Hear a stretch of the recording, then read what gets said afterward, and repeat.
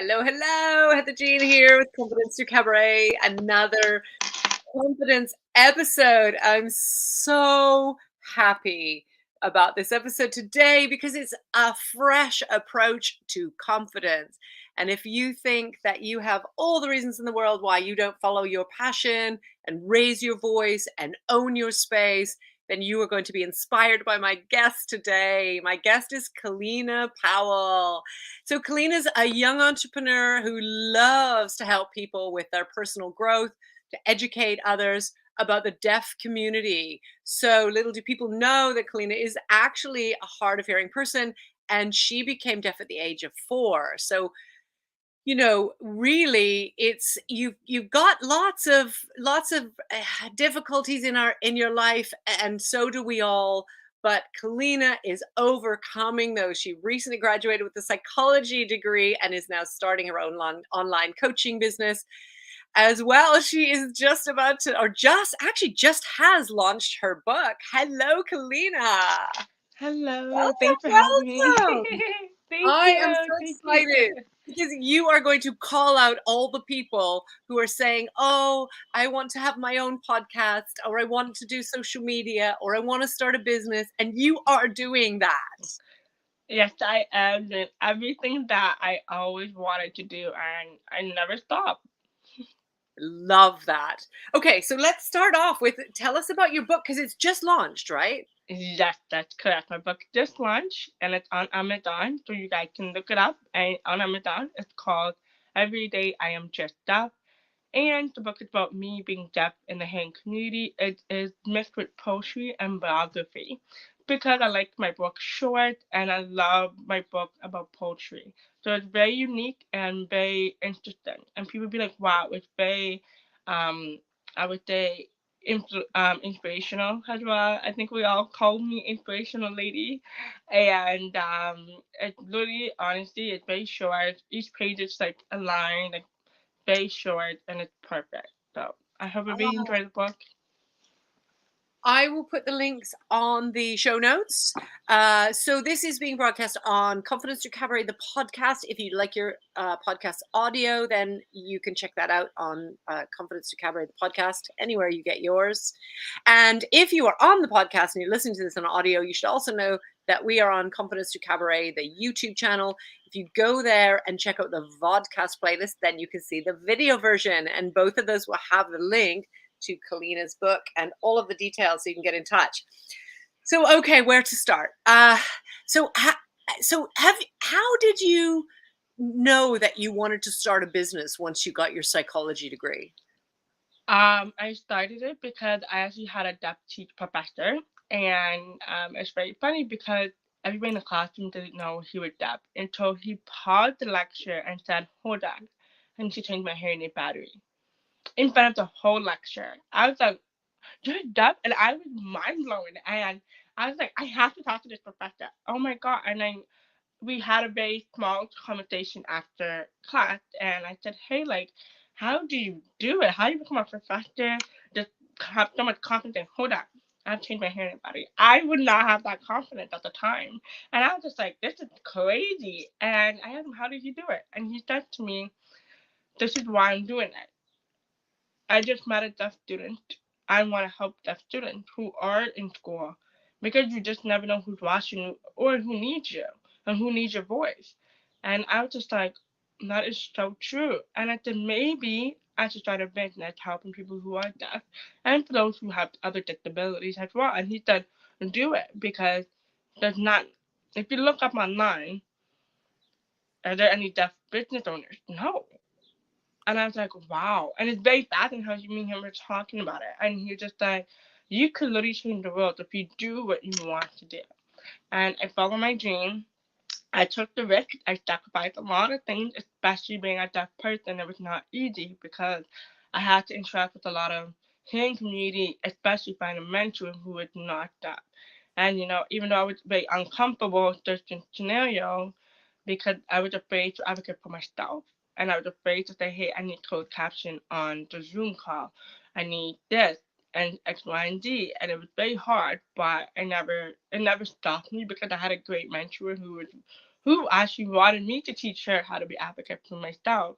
And it was really cool because she's like, you should also be an advocate as well. And I was like, me, an advocate? No way. And she's like, yes, while you do your business too. And then I was like, okay, you know what? Let me give it a shot and try it out. And I'm being super success.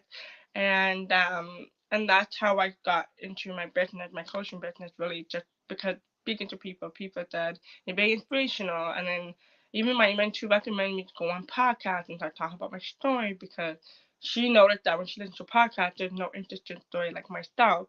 And I was like, okay, let me do that then. So my mentor really, and it's because of that one teacher that I met in university, really did draw me this way. Oh, that's amazing. That not only did you find inspiration, but that you are taking that to inspire others.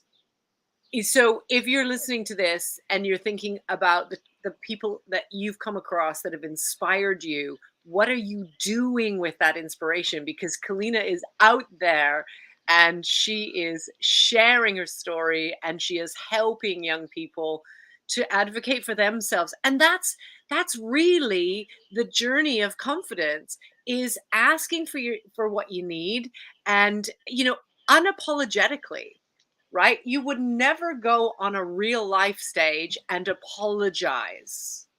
It's I just agree. it just doesn't make sense. And I did you feel like you were apologetic when you were younger? Because you lost your hearing when you were 4, right? Yes, yes, that's correct. I obviously was because as boy, you don't know what's happening. You don't speak firmly, right? You don't speak a full sentence yet. You're learning, and I don't know how to write. I don't know anything, and I was frustrated. I lost so much of my confidence as soon as I became deaf. But my family helped me to balance because I went to two schools actually. I went to the deaf school and the hearing school. So I was able to balance that in a way to help me rebuild my confidence, rebuild my character, my character, and it was very hard, but I had to do it. Yeah, and it's already like childhood is hard anyway. Everybody's kind of trying to overcome something in some way, and I don't like to compare, but some people have things to overcome that are harder than others. But everybody, their journey feels like it's difficult, and they're learning to overcome things. But you had to overcome the normal childhood things, as well as being deaf and changing schools and navigating all of those things. And I think when we think about, asking for what we want, that is something I didn't learn until not very long ago. Like, people would say to me, "Do you want help?" And I would say, "No." And yet I wanted help. Right. It's so hard for some people to ask for help. And Yes. I think the fact that you're there with young people, telling them that they can ask for help, they can advocate for themselves, and you're helping them to do that. Yes. It's inspiring. It's inspiring. Thank you. I was just at Colleen and I were talking before this. I was just came back from a festival a few hours ago, and there was a woman walking up a dirt road with all of her camping gear, really heavy bags, and it was a hot day, and she's walking up this hill, and she had to stop every couple of steps, and I thought, oh, she's not going to make it. It's about 20 minutes up this hill, and I said to her, "Can I help you?" And she said, "No, I'm fine." And she clearly wasn't. And I said, Oh, "You might be fine, but you could do with some help." And I grabbed her bag and I carried it up the hill. It nearly killed me because I'm not very fit myself. But it it's that moment, because I deeply understand that, saying, "No, I don't need help," when I desperately want it. How do you find it? How do you find that strength to ask for help or say what you want? Honestly, it really took me years, just like you. Being the age of 25 right now, I'm still young, and for me, I find strength. I realized that one. I think it was like just one. I will tell you guys a story. So what happened was I was in school, and I had people overlook at me and think, oh, Kellina's different. She does. Okay, blah blah blah. So I did had a hard time asking for a lot of help because I didn't want people to overstep me or overlook me, and that's why I never asked for help because I was just too afraid of what they would say to me because I was so used to being bullied when I was younger, and because I was so used to that, I was so not comfortable at all. And so I hit high school, and that's when I'm like, enough is enough. Sometimes you're just gonna hit the hardcore one of these days, and you're gonna be like, I'm tired.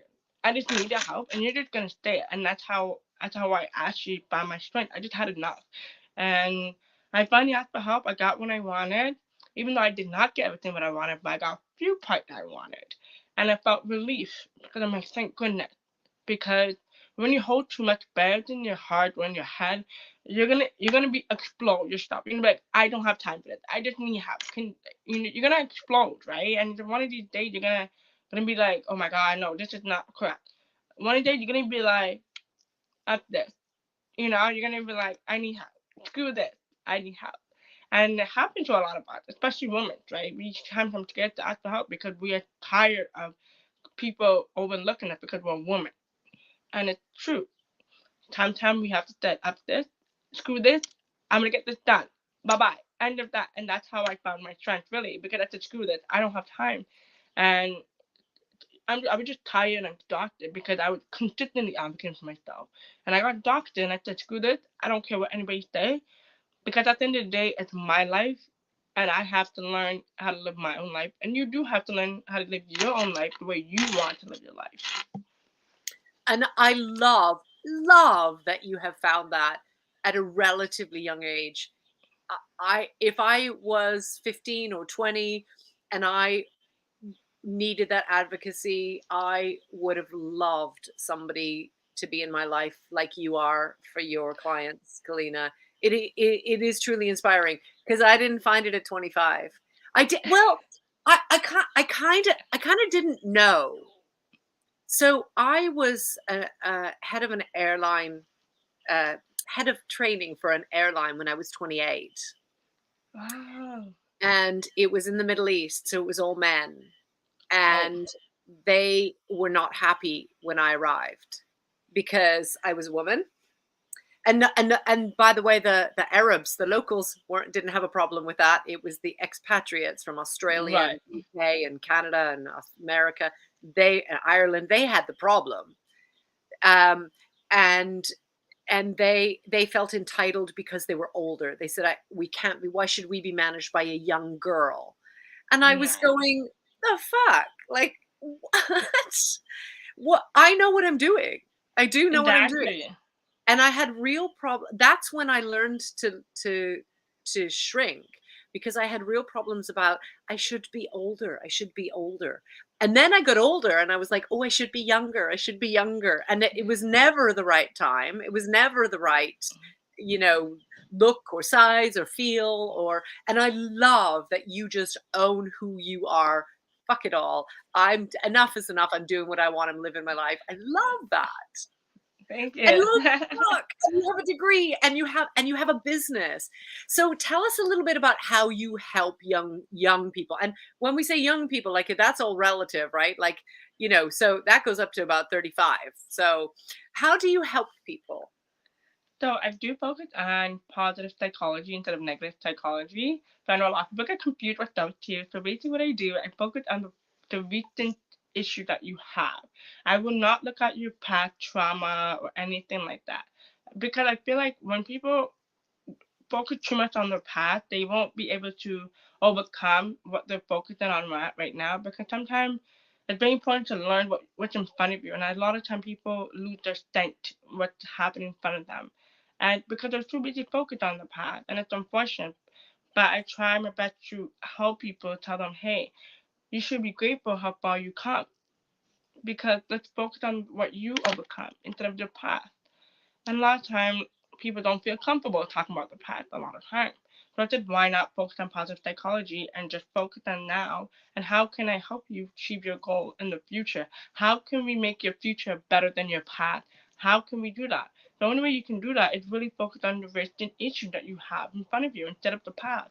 Because a lot of time when you don't focus too much about the recent, you're gonna lose the opportunities in front of you, and you're gonna lose your strength. You're gonna lose the joy in it, and you'll be like, wow. And I don't like when people go back in time. They're like, man, I should have just focused on this instead of that, instead of that, instead of just focus on what's in front of me. How can I make things change it? Because at the end of the day, you can't change the past. The past is the past. And that's the problem with, especially as women. We always focus on the past, and it's like you can't change or fix the past. The only way you can move forward is focus on what is in front of you, and forgive yourself about what you've been through in your past, especially trauma, hurt trauma. It's very important to forgive yourself, and that's what I do in my business. Really focus on positive psychology. I love that. I love that. Now, for those people who aren't familiar, what is positive psychology? For those who are okay, so basically you focus on, like I mentioned before, just focus on now, present, and focus on your future goals. It's about creating goals. It's about baby steps. How can we get into it? And really more about positive thinking mindset. How can you, not myself, how can you think about positive future, positive thinking, positive strategy? How can I get this far? So that's what I do to help you with that. Beautiful. So do you find that people then start thinking about, okay, well, I can't change my past and I'm thinking about now, but do you find that they then start to worry about the future? Yes, that's correct. A lot of time they do focus on the future because they have this big goal and they don't break down the goals and they want to get there fast. And that's not the case. And I tell a lot of people, especially women, slow down. You gotta do baby steps. And no, it takes so long to get there, but hey, you have to celebrate your small wins. And a lot of time I noticed that we wanted to get there fast, but sometimes we have to celebrate the little wins and baby steps. And I tell people, if you go too fast, you're gonna go 10 times back quicker than you know it. And you never know how back it will take you into. Yeah, I fully agree. And I think it's really easy if you're focusing on I want to get there fast, then you miss out on that celebrating along the way. And that's the whole point. We were sold this thing about, it's a destination. Like we have to get to where we want to go, or we have to be who we want to be, or have what we want to have. And we forget that it's a journey. You know, Exactly. it's like people always say to me, "Well, how can I raise my confidence?" It's like, well, if I had a way to do that, like one step, I would be I would have all the money on the planet, because it's not that's not how that works. It's a journey. It's like the same with happiness. It's a journey. It's not a thing. We're not like, okay, I've got my happiness now. There you go. I've got a handful of happiness. Now I have what I want. It doesn't work that way. No, not at all. So, do you specifically work with people who have disabilities, or do you work across the board with anyone? I do work with specifically for people who have disability, but I am opening doors for other people because I know a lot of people be inspired by me and love my story. So they said I feel like talking to you, you will understand it more because you've been through time worse than I've been through. So my doors are always open for other categories as well. So, how does that feel when people say, "Well, you've been through worse than me"? Like, does that I have a tell reaction to you? people I tell people you don't say that to certain people, especially for those who have a disability. I feel like it can be not for me. For me personally, I'm used to it by now. When I started, I was just like, no, it took me time. If you see my story, you'd be like, obstacles. And I tell people, you know, yes, I may have been through worse than you, but be grateful that you didn't have to go through it. Yeah, no kidding. No kidding. I think it's really easy for us to compare ourselves. I used to do that, and my daughter told me off. She's had a lot of chemical imbalance in the brain challenges, and mental health challenges. And she told me off and said, stop comparing yourself. Because I would always say, well, it could be worse. Other people have it worse. And she was saying, but that's your story. Like, you get to have your life. Exactly. Stop comparing it to everybody else, because that's what you're saying when you're talking about the past or worrying about the future. It's the same if you start worrying sideways about other people too, right? Like, oh, I'm better off Exactly. than them and I'm worse off than them. And uh, it's now, it's you, it's your Yeah. life. Yeah, I love that. I absolutely love that. And are you planning on writing more books? Did you enjoy the process of writing books? I did enjoy it. It only took me 2 months to write my actually my first book, and yeah, people looked at me like, "No way." I said, "Cause it's about me, right? It was not like something that made up my life." And it took me 2 months to write it, and I love the progress with it because I was able to meet new people. I love meeting people in the book industry, and I had people that give me a lot of advice, and because I'm the first person in my family actually wrote a book. So no one in my family knew. So it was very inspiring, and it's very emotional. Like my family's like, "Wow, like you're a businesswoman, you have a book," and I said, "Yeah." So I also too a lot of people always ask me like, "Why did I choose to write a book?" And I said, very simple. Have you read a book by a deaf author? A lot of 90% of the hearing community would say no, and that's why I choose to write a book. And yes, I do thinking of writing a children's book, which is coming up next. A children's book is coming up, and then I will do a part two for my actual original book, because a lot of people loved it and then we want part two. I was like, okay, I guess I'll do part two for you guys. No problem. I mean, your life isn't done yet, so there's probably a No. lot more to cover. Exactly. That's amazing. That's amazing.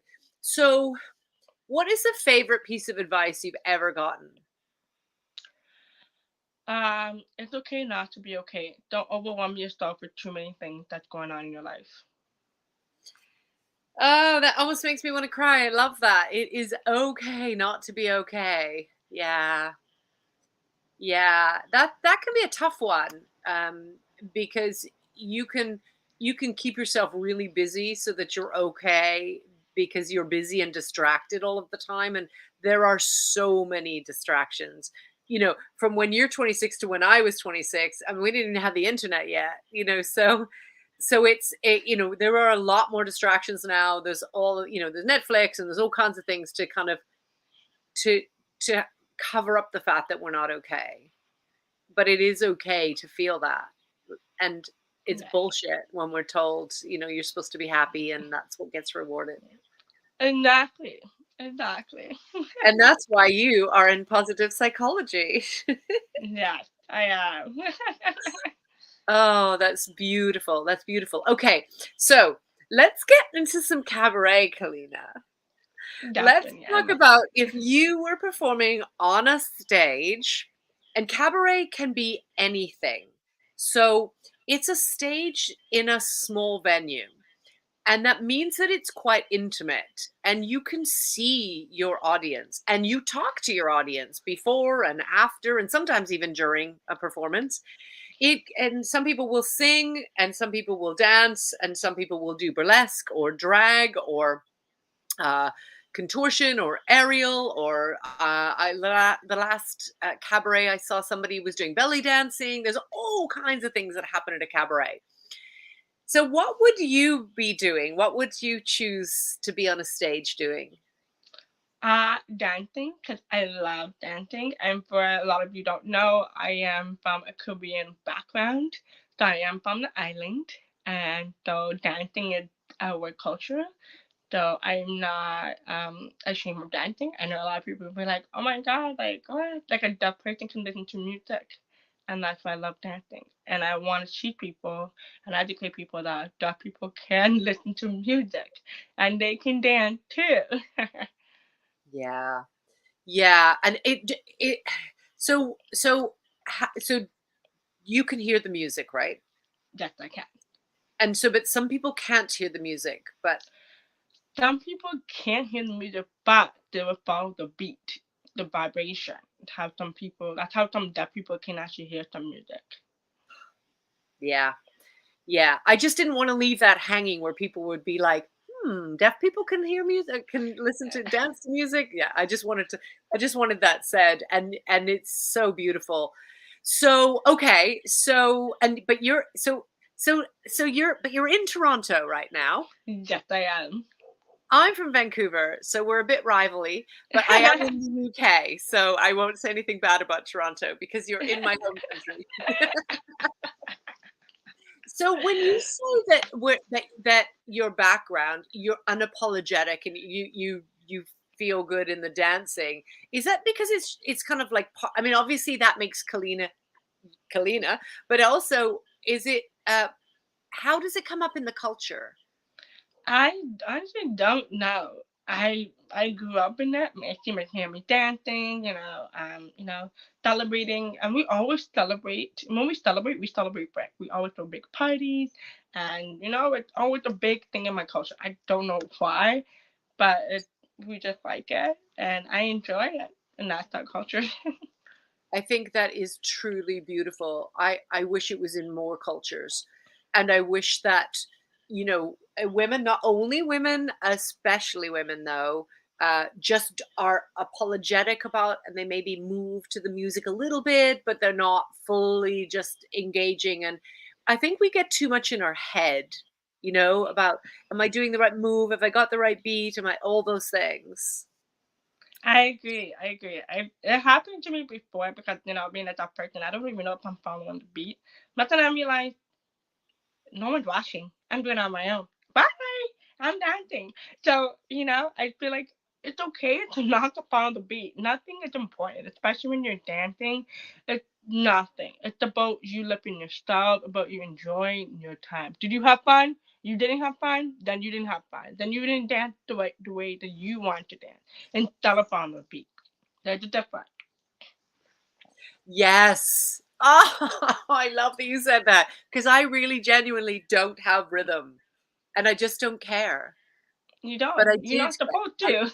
I did care. I used to care. And I used to think, why am I dancing different to everybody else? Because I always danced with my whole body. And I would go to nightclubs and stuff and people would be, just dancing with their feet. And they would look at me like I was a little bit crazy. And it made me self-conscious. And now I'm like, yeah, but I get to move with my whole body and you stopped moving your feet. What's your deal? Let's get that going again. Exactly. Yeah. Exactly. Exactly. Okay, so you're gonna dance at this imaginary cabaret on the stage. What kind of performance are you thinking? Like what sort of style? Um, I try my best not to be inappropriate for ladies. Um, I would do my style is really I don't know if I could do this, but since you are ladies, I think we love to shake a booty, a bum, every movement, and I sometimes like to do Afro fast kind of dance moves. Wow, that's Yeah. hard work. Oh, Mm, I love that. That's yeah. amazing. That's amazing. And yes, certainly in North America and much of Europe, we don't like to shake our butt. We're a bit like, moving our Yeah. hips a little bit, and we don't. And we're taught that our fat isn't supposed to shake on our body. You know what I mean? And our legs aren't supposed to wobble, and so we're holding Yes. it all really tight, and we're trying to, and it doesn't work. It doesn't work. And then it's Uh, uncomfortable. yeah, yeah. It's one of the first things I had to learn in cabaret was to just let it all go and just let it jiggle because that's how it's supposed to move. I agree. Okay, and if you could have one prop on the stage with you, what would you want? That's a good question. Like some people have like maybe it's part of their costume, or some people have like a hat, or some people just or a chair or a cane. Uh, it's very varied for people. And for me, what I'm feeling today, because it's different, I love long gloves because they're very silky. And so I love to have like, long purple gloves or something. You know what I mean? Because they cover your arms and they're a bit different. But it could be anything. Um, for me personally, if I were to bring something on the stage, it would probably being a friend of mine.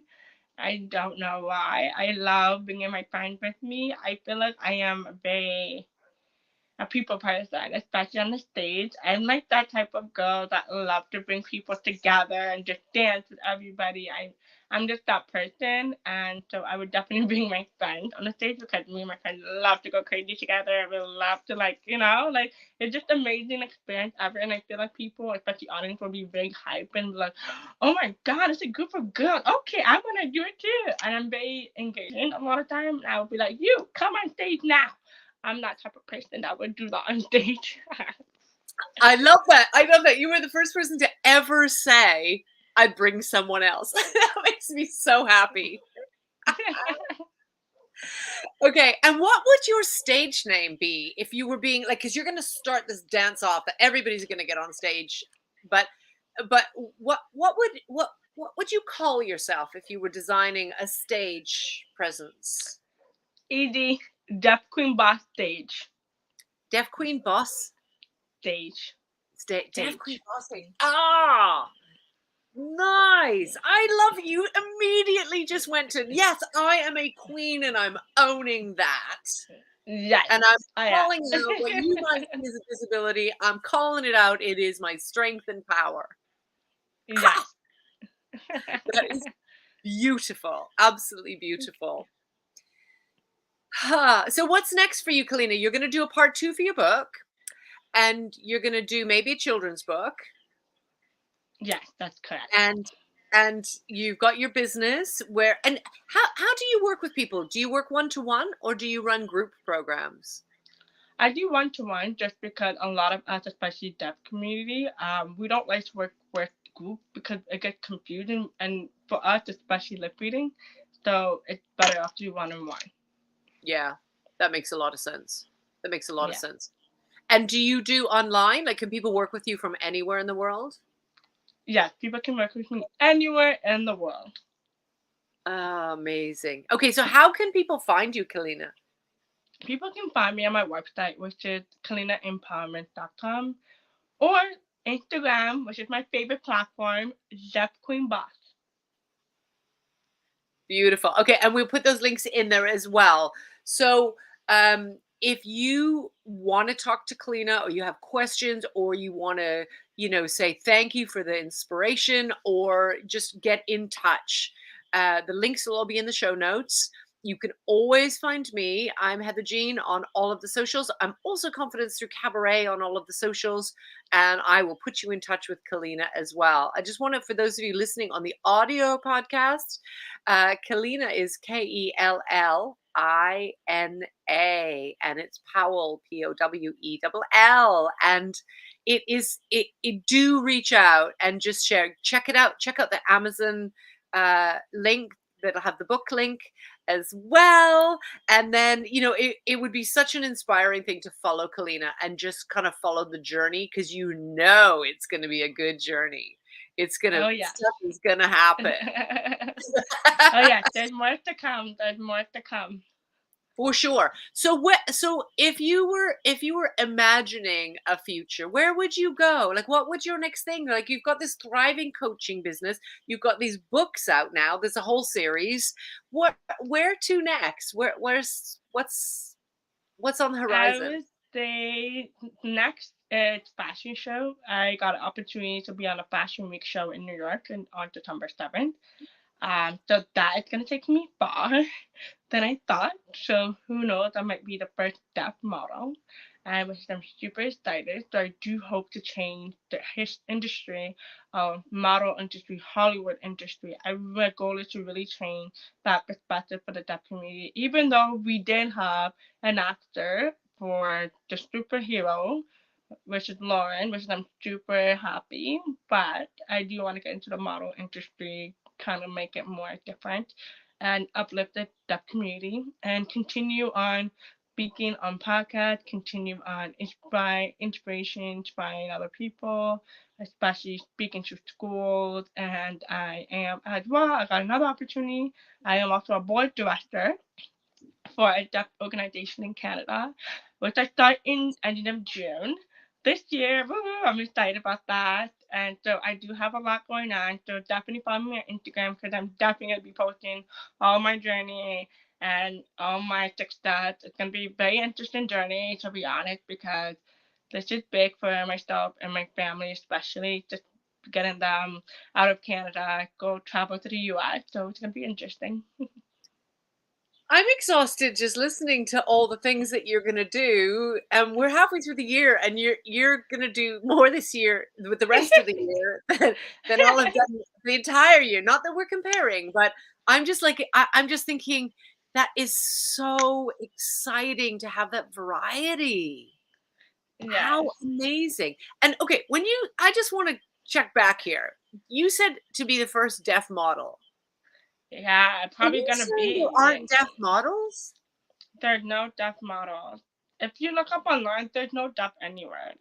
Really, like there's nothing. Like the deaf community is very silent, and there's not a lot out there. That's why if you watch it, the MTV award night when that one lady bought and shipped it, and that's the first time the deaf community started and shipped it, and it made any award, and it's so sad. It's just like, are you kidding?